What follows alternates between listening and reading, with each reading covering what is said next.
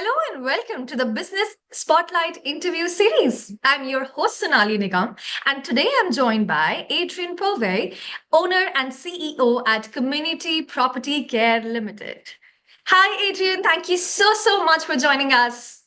Hi, Sonali. Thank you very much for inviting me along to the podcast.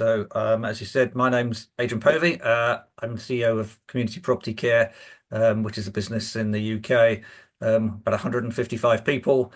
We've grown that over the last 20 years. There's a different business that was part of it, so we'll probably touch on that about buying and selling. And previously, I was in multinational PLCs before we started our own business. So hopefully, some good experience for you all. Thank you so much for that brief background about yourself. And, we were chatting before this interview that you have almost like 20 years of experience, and in fact, more than that, 20 plus years of experience that you hold. So, what do you attribute your growth to, if I can ask? Uh, Broadly, having a good idea and then executing it really well. But in all of the businesses, and my background's in finance originally, so I've worked in a whole different load of sectors. And I would say that the one thing that you definitely need to keep focused on is a relentless focus on customers and keeping customers happy. No matter what you do, whatever sector you're in, whenever I talk to people about business, you quite quickly find out that if you focus on that part, virtually everything else works. Because if you have happy customers, if you're not making enough money, they're happier to be charged more money. If they're happy customers, that they'll stay with you, which means you don't have to spend a lot of time trying to win new business. And if you've got good customers, happy customers, then they're a lot easier to serve. Most of my business life has been in services.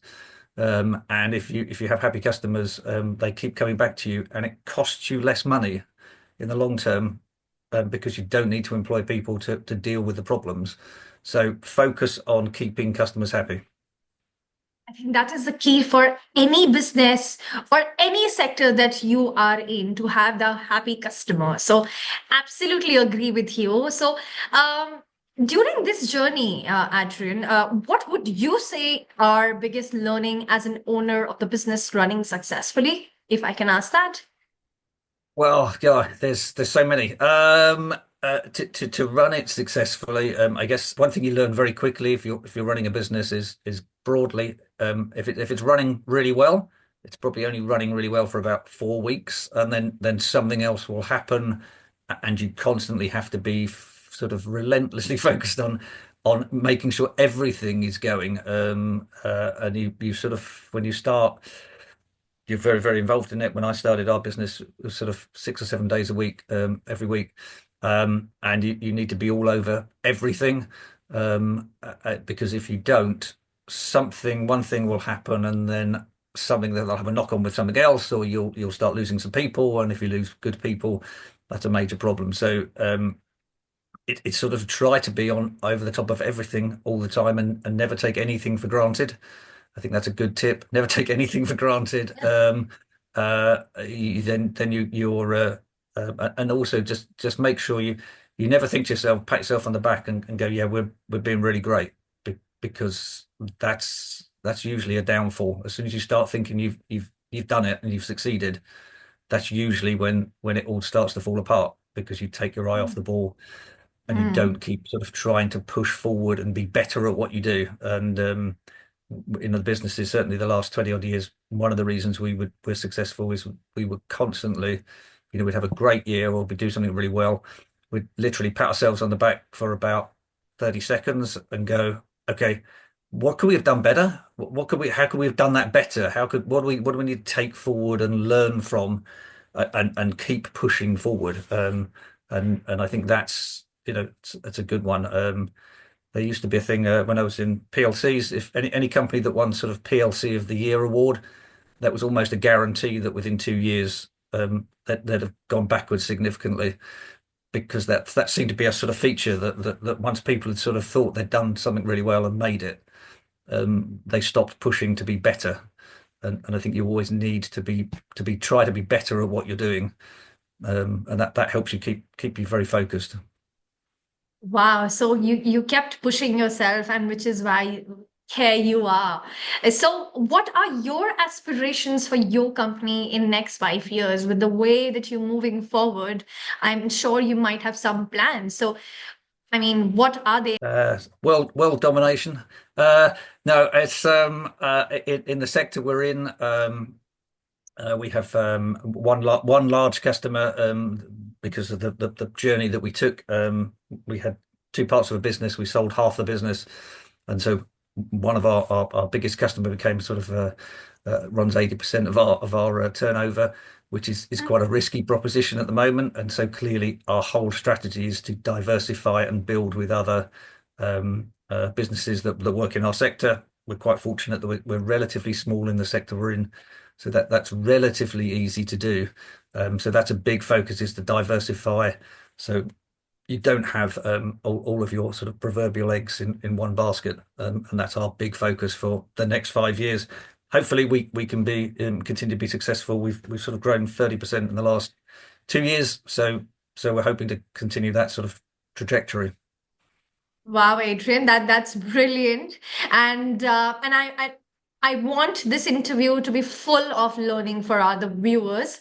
So what challenges, if I can ask, are you facing currently in business? You plan to diversify, and you already have your strategies in place for the next 5 years, but I'm sure there must be some challenges that you're facing currently, and how do you deal with it? Well, we're a UK-based business, so with quite a lot of staff. Most of our costs are staffing costs. So if for those people familiar with the UK, there's been a budget recently by our new Chancellor, which has loaded quite a lot of cost onto our business. So thanks, Rachel. So dealing with that is going to be quite a difficult challenge for us because some of our customers are under also some cost of living price pressures. So we've definitely seen in the last 4 to 6 months a real focus from our customers on pricing, and which is I'm sure lots of businesses are facing that challenge. But that's particularly difficult if your costs are then going to also be going up, in our case, by sort of 12 odd percent. So Mm-hmm. that's a real challenge in the next 6 to 12 months, that how you can balance being cost competitive if your costs are going up significantly. So that's going to be our definite challenge in the next sort of 12 months, to going through that. And then, like with most businesses, if you're trying to grow and you're trying to expand your customer base, inevitably finding the right avenue and the right channel to get into new customers Mm-hmm. is always a challenge for most businesses, and we're no different in that. Right. Adrian, so with the amount of, the strategies in place, the lot goes to the team also that supports you to achieve those targets. So what qualities do you look for in employees, and when you hire them, and how do you foster a positive and a productive work environment? Probably we're a lot of businesses are very business people focused. The Yeah. product we sell is a service, so that means it's actually sold, delivered by the people that we employ. Mm-hmm. Um, an absolute key thinking through for growing successfully is to recruit the right people. You look at any management book, and it will go number one thing: recruit the right people. Right. Recruit for attitude. You can train almost anybody to do almost anything. But Mm-hmm. if they have the wrong attitude that doesn't fit with your culture, Yeah. you really are going to struggle. And that's definitely something over the sort of 20 years of building the particular business. We deliberately recruited from outside of the industry to bring people in who had the right attitude, and then we'd spent 2 or 3 years training them to do it the way that we would like it to be done. And that was a big part of our success, is training those people, developing the people.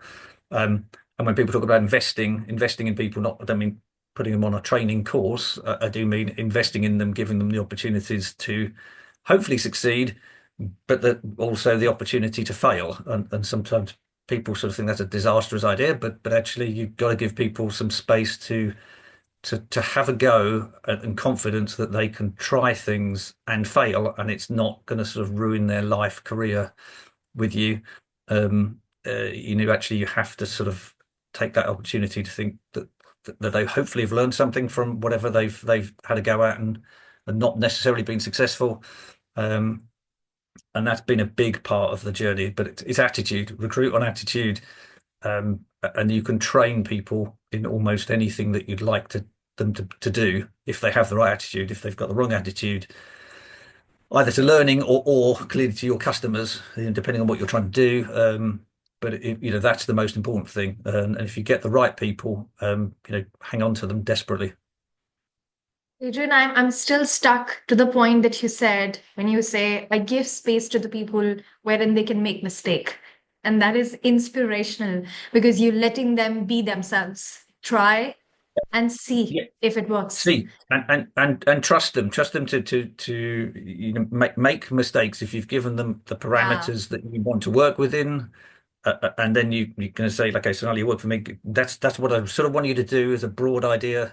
yeah, Go off and have a go at it, and if hopefully make sure you don't make a mistake that costs significant amounts of money or loses customers. But you have to give you the opportunity to grow as a person. We're a yes, big thought about trying to get people to grow as people, um, which is a lovely thing to do. From a yeah. personal perspective, it's a lovely thing to do, to see people grow. And we've had some wonderful people who've worked with us for sort of 20 years that have sort of started off and you've seen them sort of grow and have families, and it's been wonderful to sort of watch that progress.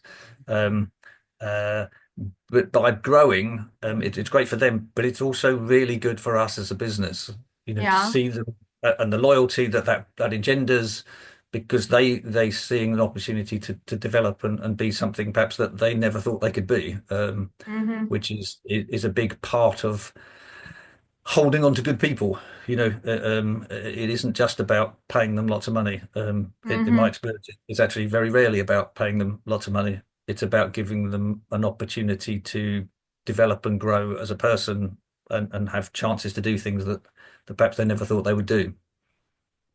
Yes, indeed. And for that, for all of what you said, the trust is crucial. So that is really inspirational. And I'm sure our audience have learned and picked so many things. So is there any closing remark before we wrap up or a golden nugget that you would like to share with the audience? Oh, golden nuggets. I guess if you're in a business, if you're running a business, is my view. I describe myself, pardon the expression, as a sort of visionary in the sense of I need a vision of what we're trying to achieve. Um, and so whenever we're talking to our people, we have a clear sort of 30-second of what we are trying to achieve. And then you can say to people, okay, if we're trying to achieve that, as long as whatever you're doing, whatever decision you're making during the day, Yeah. be guided by that, and then you won't go far wrong. And that gives them then the confidence to go off and do things without worrying too much about, is this the right thing to be doing? Because you go, well, if you're doing it because you thought that was in line with our vision of what we're trying to achieve, then Yeah. that's great. Crack on and do that. And I think that helps for any manager if you can try and articulate that to your teams and your staff, then they can be empowered to go off and do stuff, and that will make your life an awful lot easier as a manager or an owner of a business instead of having to worry about what every single person is doing. That is just wonderful. And thank you so, so much for your time today, Adrian. It was great meeting you and learning more about your journey. And I felt inspired, and I'm sure our audience must have been inspired as well. And to everyone watching, I look forward to see you in my next episode. Thank you so much, Adrian. Thank you.